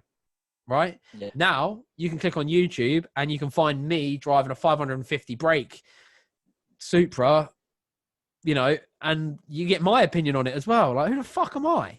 Do you know what I mean? Like, who the fuck am I? Why the fuck is anyone listening to me? But they do, you know, sometimes they do. So it's just like one of those things where it's just like, well, we live in a world and an age where everyone's opinion can be heard, which isn't always the best thing. And that's why I try, whenever I do my stuff, I try and be fair. Yeah. So it'd be a Mark V Supra for you. If I were going modern, it'd be a Mark V Supra. And if you weren't going modern? I've got a rotary itch that needs scratching. Okay. So, dream car, FDRX7, like full TJ Hunt spec. Yeah. It's just unbelievable. Unbelievable. See, I agree. I haven't had a Mazda RX-7, and I would love one. But the prices have gone crazy. And me and the boys talk about this every night when we're on Call of Duty, like all the time. Like, we're having a bit of an argument not an argument, like a discussion. Yeah. And we were all watching, because even when we're not playing games, we all tend to be in the game chat, so we can all just kind of chit chat. And obviously, being New Year's Day last night, New Year's Day today, New Year's Eve last night, we were all on there just for the New Year's because we couldn't be together. And one of them was like, ads, man, like, oh, you should sell your M3 and get an R32 GTR while they're still like affordable. And I said, I can't do it. I can't do it. And he was like, what do you mean? You just got to sell your M3. I was like, but I don't want to sell my M3. My M3 is a far better car as an all-rounder, as a 1993 Nissan Skyline. Like, let's not bullshit. Like, if you watch Jeremy Clarkson, because I watch a lot of old Top Gear, and he did a bit about going to Japan and doing a little bit of the drifting and driving an R32 GTR. He was like, it's horrible to look at, and the interior is terrible. Right? Okay, so like mechanically, the cars are incredible. Yeah, they can be boosted to a lot, and they're incredible machines. But like, as a driver, you know, as a driving around car, like, I did 1,700 miles in my M3 in 5 days earlier this year. Would I have been comfortable doing it in an R32 GTR? Would it have made that far without breaking something? Because they are old cars now. And I was saying, like, I cannot pay 30 grand for a car that was 8 grand 5 years ago. No. About 5 years ago, my dad had a Supra. A Supra? Needed a new engine. So he saw a random Supra that was a bit of a shed, in someone's front garden at the side of a road. So he knocked on, asked to buy it. He bought the full car for 700 quid, right, just for the engine. Did a full engine swap on his driveway and stuff like that. But like, being in the car, they're not fast. Right. They're rather large.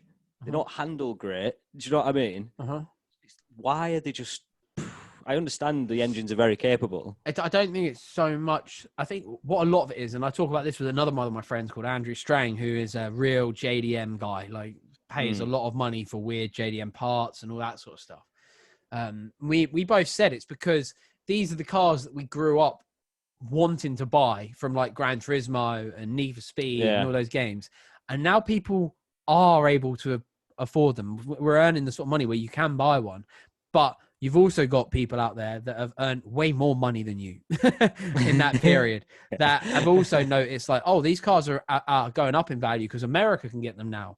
So all of a sudden there's a whole new marketplace that means there's more people that want to buy it, which means the price goes up because they're not making any more of these cars.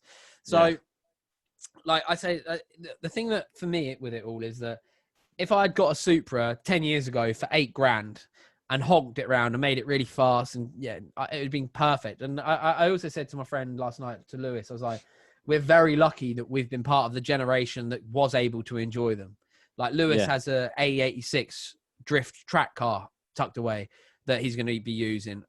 He uses it for drifting a lot already, but he's just getting it repainted again. And we're going to be going out on track days. And I've got my Civic. Like, I would not be able to buy an EG6 Civic now and do everything I've done to it and not feel overly precious. I'd love one. I really would love one, but just looking at prices of them is just ridiculous. Yeah, and can't do it. You can't, because at the same time you could go buy a Clio 197 Cup car that's going to have more power, be more reliable, parts are more easily available for it, better safety standards, and they come out of the factory with Recaro seats. Yeah. So you're like, well, why would I not just go spend $5,000 on one of them instead of $11,000 on a EK9? Yeah. Where you can't buy parts for, and if you do crash it, headlights, you're paying some fucking asshole in America that's stockpiling the bastard things $3,000 a set. Do you know what I mean? It's like, what am I fucking doing? It's madness, isn't it? It's madness. Before I got the Subaru, I was looking at DC5s. I think I messaged you about them. Mm-hmm. But when I was looking at it, like between 10 and 12 grand for like a half decent one.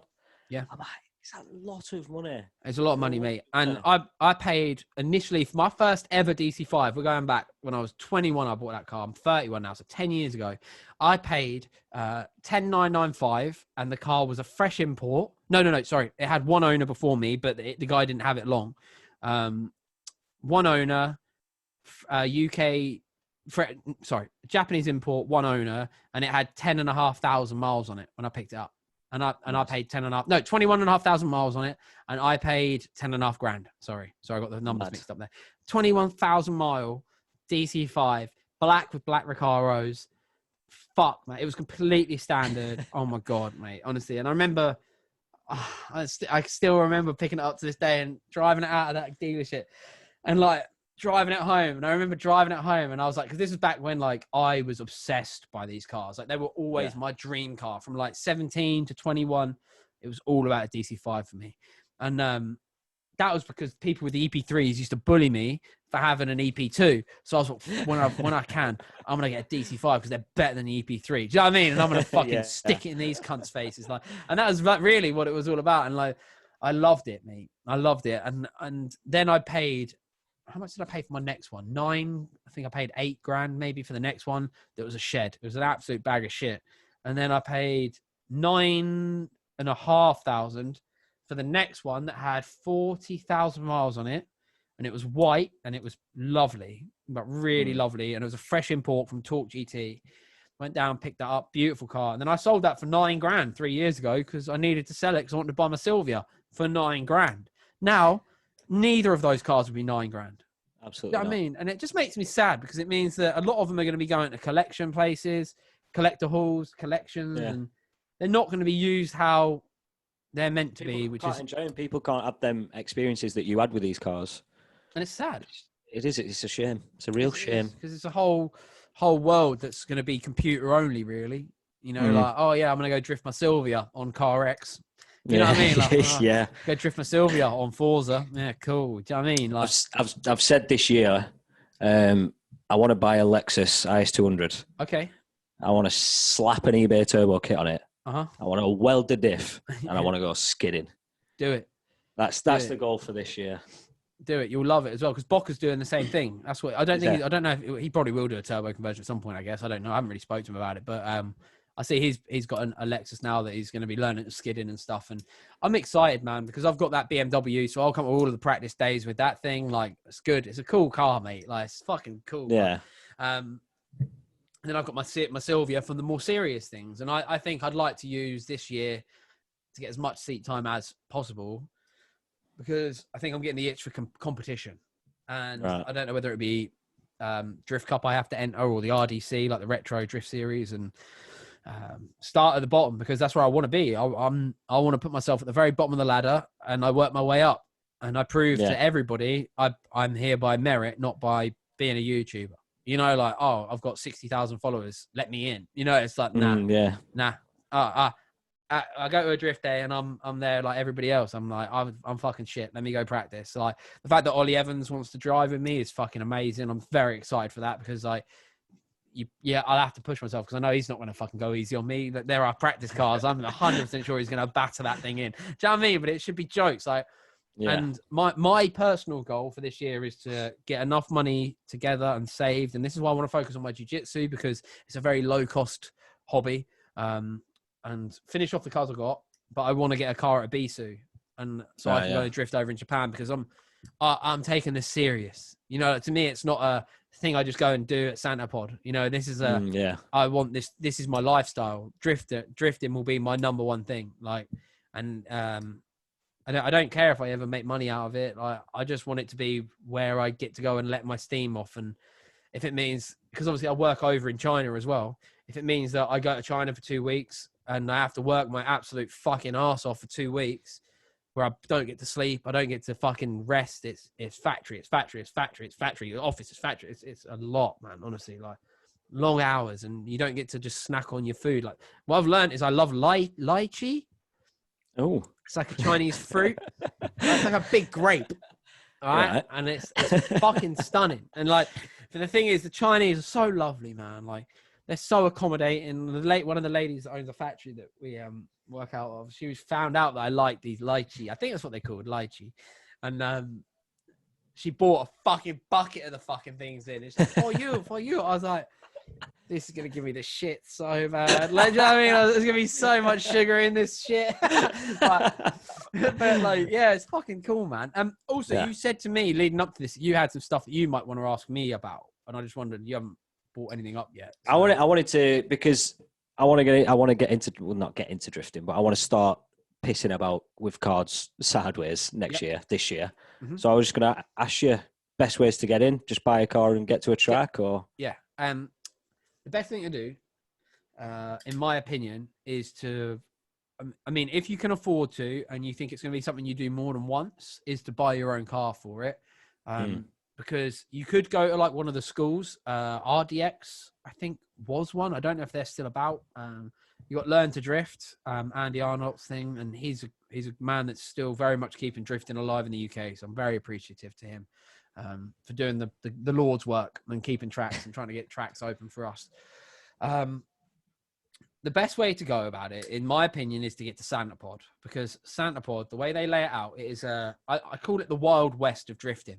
Because where everywhere else is getting lots of safety things being put in, and the Santa Pod, you have one area that is for donuts around a bin.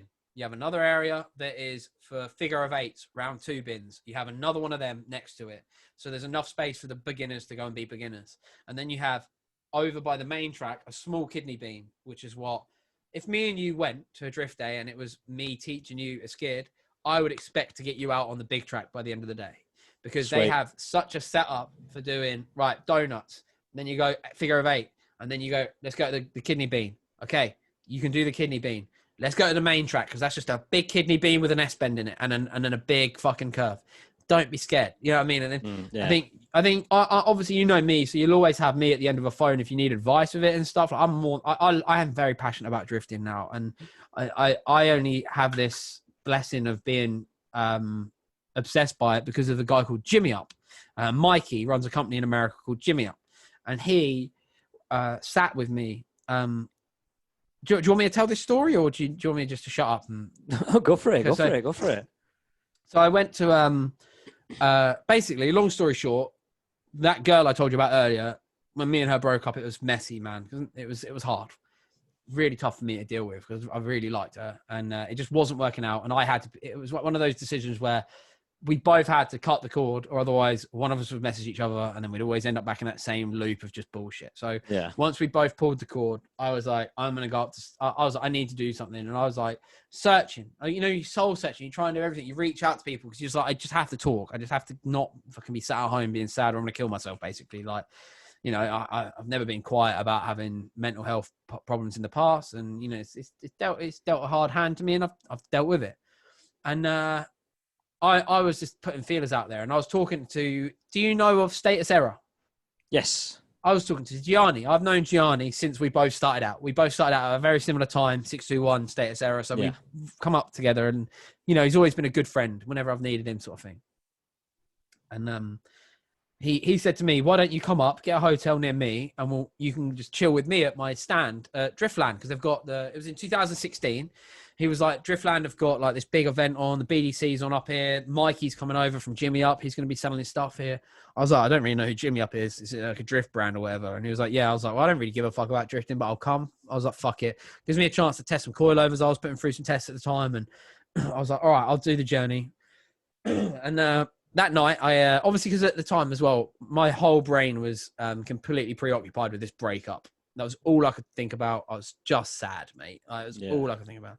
And I got to Gianni's. It took like 10 hours, I think, maybe, to get there. Like a long drive. Get there. Mikey's there. And we meet. And he was like, oh, Gianni tells me you're into your Hondas. And I was like, yeah, I like my Hondas, man. And he was like, that's dope. And I was like, oh, I assume you aren't into them. Like, I assume you don't give a fuck. Honda, drifting, it doesn't go together. He was like, dude, I don't give a fuck about what you're passionate about as long as you're passionate about something. He was like, tell me about it. I'm really interested. So I took him outside, showed him around my DC5 I had at the time, the really mint one I had, and the white one, the third one I had. And he was like, oh, I had no idea what I'm looking at, man, but fuck it. Look at how excited you are. I'm into it. This is it. I love it. I love this car because you love this car.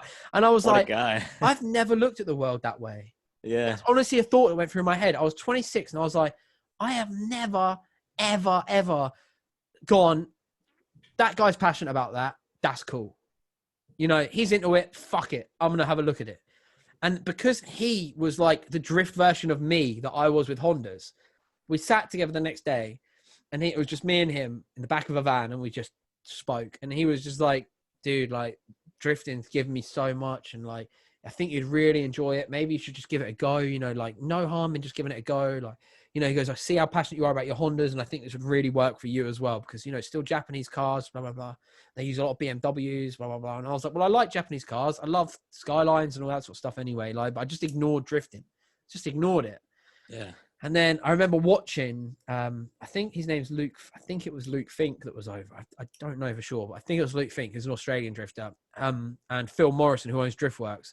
It was their battle at the BDC, and Luke Fink I think it was Luke Fink. It was definitely an Australian drifter, mounted the front of the A86. Like the car went bam, popped up on top and was like dragged along. And I was watching it from the side of the track and everyone was like, whoa! And I was like looking around. I was like, everyone's cheering. This is good. I was like, I've only ever done track days where you get told off for overtaking someone under a flag. I was like, that guy just smashed into this dude and they're all shaking hands and hugging at the end and I was like, you know what this reminds me of? It reminds me of the skate park. That was like what it felt like. I was like, I feel like I'm 14 back at the skate park where someone's just landed a kickflip and everyone's got it for the first time. Everyone's like, wow! Like, someone's just pulled a trick they've been trying all day and everyone's watching and everyone's stoked. And I was like, this isn't like this in my world. And it was like, I got to experience this whole new world that I instantly was like, I want in. That was honestly what went through my head, dude. I was like, I want fucking in. And at the time, my great grandma had died and left my mum not a substantial amount of money, but enough money that she'd be comfortable for a while. And she come around my house and she was like, look, it's been a fucking rough, hard year. Like, because it was a hard year. Family and everything that year was a real tough one. And she was like, your nan's left us this amount. Well, your great grandma's left us this amount of money. I'm giving all of you kids £2,000 each. So it was me, my brother, and my sister all got gifted £2,000 from her money. And I was like, fucking sick. I was like, that's fucking cool. And she was like, there's one stipulation to this money. You cannot spend it on anything that isn't fun. It has to be spent on fun. And I was like, all right, I don't need to be fucking told twice. She was like, what are you going to do with it? I was like, I'm going to go get £500 out of my bank. And I sent her a link on eBay to this E36. And I was like, I'm going to buy this tomorrow. And she was like, what the fuck is that? I was like, it's going to be my drift car. And she was like, what the fuck is drifting? I was like, you'll see.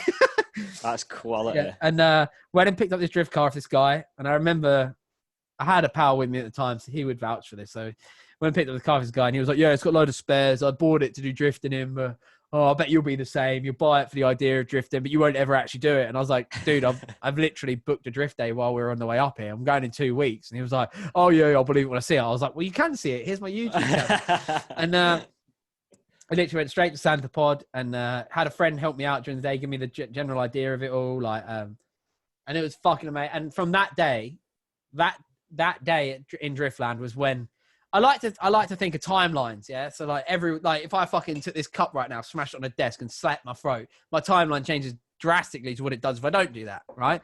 If I hadn't have said yes to going up with Gianni, one, I think I'd have a lot more money. Yeah. I'd have a lot more money, but I would have had a minuscule amount of the experiences I've had. I'd have made a minuscule amount of friends that I've now got. That I truly believe a few of my best friends I have now are because I met them at drifting, and then we just vibed, and it was like, oh, we aren't just into drifting, we were all into the same sort of stuff. Cool, let's be friends, you know.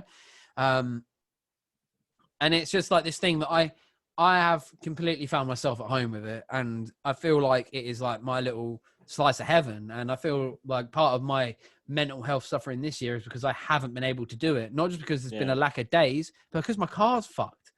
Do you know what I mean? And like, I think that's why I took it so personally when garages wouldn't fix the car, because I'd be like, I'm giving you all this money, please just fix my fucking car. I don't give a fuck about the politics, but just fix my car so I can go do a skid.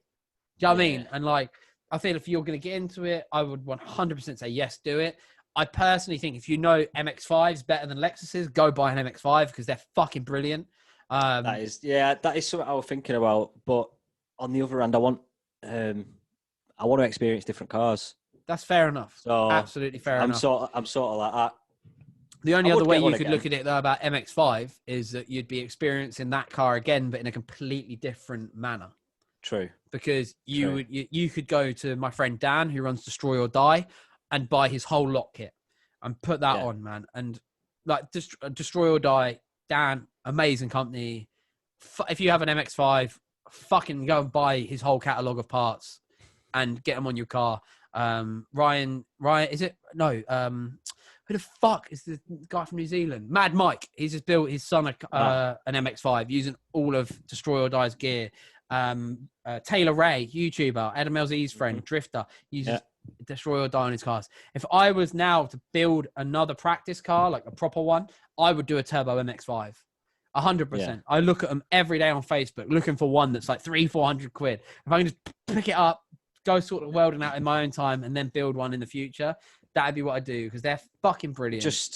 It'd just kill me buying another one and starting again after how much money I lost on that one. Yeah. That's absolutely fair. I already had it there. If you want the Lexus, get the Lexus. It's just I just don't think they're that great. But like, you know, like that's just they go through gearboxes like cheese. Like they're underpowered to begin with. Whereas I'm open. I advise definitely when someone asks me something. Sorry. Get an E36. Get an E36. Yeah, that's an option. Fucking way better than a Lexus. I don't give a fuck what any fucking Facebook page said. I would take an E36 every day of the week over a fucking IS200. I've just been putting it off for so long because I was thinking, I'd need to get something I can tow a car with, and then I'd need to buy a trailer, and then I'd need a trailer license, and this, that, and the other. But I'm just going to fuck all that off. I'm going to buy a car. I'm going to drive it there. If it breaks down, it breaks down. It's a funny story. Yep. And just look at it like that, because I want to start doing more things with cars now. Because after the MX-5's gone, it's like sort of bottomed out. I'm not really doing much because the Subaru can be quite expensive to do stuff with. I still love it. I'm still glad I bought it, but I need something to fuck about with and ruin. Yeah. So. Yeah. Well, I think you'll love it. I think it's hard not to. Yeah. Like genuinely, like if you look at all of the top gears and old fifth gears, how are they demonstrating the cars? You've got Jeremy Clarkson and Tiff Needell sliding the fucking things around. Yeah. Do you know what I mean? Like, to me, it's completely. It's not taken away my love for Hondas, but what took away my love for Hondas is Honda stopped building cool cars. That's my opinion. Like after the FD2, like nothing. Like, all right, the new Civics are probably good, but I also was saying to my friends, like, if you were to be blindfolded, if you've never driven a Golf R and a new Honda Civic Type R before, and you got blindfolded and put in those cars, and you drove both blindfolded, would you be able to distinguish the difference? Mm. And the only way you're going to distinguish the difference is if you're in a DSG Golf and it goes every time you change gear. Yeah. Whereas if you got in a, let's go back to like 1990s, and you got in a Mark II Golf GTI, an EG6 Honda Civic, and a Renault Clio Williams, you're going to know, aren't you would know exactly what car it is when you got in it just by the smell. Yeah. You'd be like, oh, I'm in a Civic. Oh, I'm in a Golf. Oh, I'm in an old fucking Peugeot. Do you know what I mean? You'd be like, oh, okay. I know. Whereas now you get in, you're like, oh, it all smells like the same grade leather. Oh, okay, cool. Oh, they all feel like the same computer-powered steering. Oh, the car rev matches itself. Brilliant. Like, do you know what I mean? Like, that's, it's just how I can see it. Do you know what I mean? Like, yeah, no, it makes complete sense. Older stuff just does have more character, doesn't it? Mm. It also comes with its problems, though. Like, old cars are shit because they're all crap. Yeah. Do you know what I mean? They're all fucking dangerous crap that are unreliable, but that's the charm to me. That's why I always end up so sad after relationships, because I go for the crazy girls. I'm like, I'm going for the nutty one. Like, everyone's like, oh, be careful of her. I'm like, I'll be all right. Nah, it never ends up all right. Like, it's like that thing you see a fucking, like with me or my Sylvia, it's like people are like, just give up on it. Just sell it. Get something reliable and good. I'm like, fuck no. No fucking way. I'm sticking in this because I ain't a quitter. Do you know what I mean? Like, and that's the spirit. That's the spirit. But I think you will love it, and I completely get what you were saying about the wanting stuff to fuck around with, for sure. For sure. I just want something that I don't care if I break. Mm-hmm. E36. Yeah. To be fair, if you've got your heart set on the Lexus, go get the Lexus. And you can prove me wrong. You can be like, hey, look how good this is. But the only one I ever saw drifting, and was my friend Alf had one, and he had his turbo, and it just was always broken. Really? Like, he drove it up to an event in Scotland, and he had to get towed the last 100 miles of it. Got there, and they managed to fix it for the second day. Do you know what I mean? And like, I can't talk because having a Nissan Silvia, the most unreliable car I've ever owned in my entire life. But it's when it does work, wow. How's the pickup Civic coming along anyway? So I've tucked that away for a little bit because I had very much overwhelmed myself with projects, and I'm not gonna lie, I thought that video series was gonna bang. I just thought we're doing something so different, so out there, something so cool. Like, this should do really well. Them videos get less views than a normal video, and it's like, well, what's the point in doing it at the minute? Do you know what I mean? Because I was like, I've got all these other projects that really need focusing on. I'd only done this project as like one that I was going to try and rush through the channel to boost the channel up to get people involved in the build videos. And it was like, well, it's just not working. Like, can I realistically bankrupt myself and drive myself this fucking insane?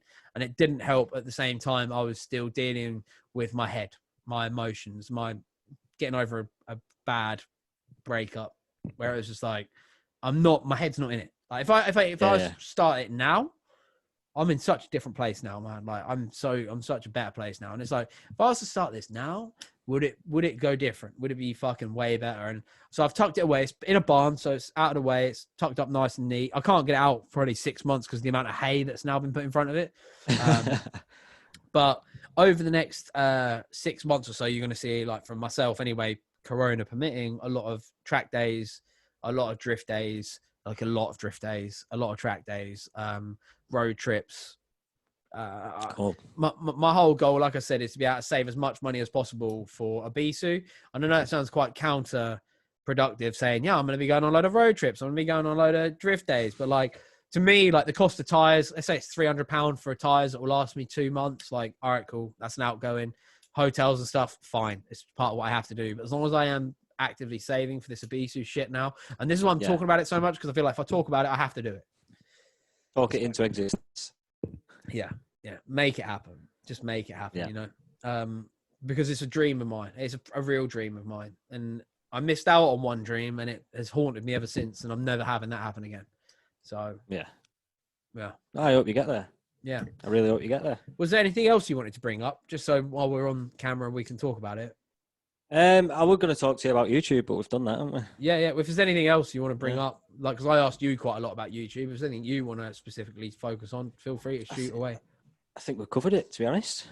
Sound, man. Well, I think we've been on for fucking ages, so I super appreciate you joining me in this. Everybody, go and show some love to Jay's channels. They're all going to be linked somewhere. Whether you're watching it, Jay, promote yourself, please. Tell everyone where they can find you if they're just a listener. On YouTube, there will be links down below that they can click on. But YouTube, Jay did this, Instagram, Jay, or is it gone again? You're back. I'm back. Yeah, you're back. YouTube, Jay did this, easy. Instagram, same again. There's underscores in the middle. You can figure that out. Also, Who's Round is it? Who's Round pod. Check that out. We have a laugh. We have some beers. Have a beer with us. That's it. Sounds excellent to me. And thank you so much for your time today, dude. And hopefully we can get you back on here. Get back on here again. Have some more conversation. I'm going to really be pushing with these podcasts this year because I love them. I fucking love a conversation and I love asking people questions. And I'm sorry if I interrupt occasionally. I will get better at that as time goes on. So thank you so much, Jay. And thank you so much to everybody if you've managed to listen to this whole thing. And please make sure you hit subscribe on whatever means you're watching for both of us. Thank you very much, guys. Cheers. Bye-bye. See you in a bit.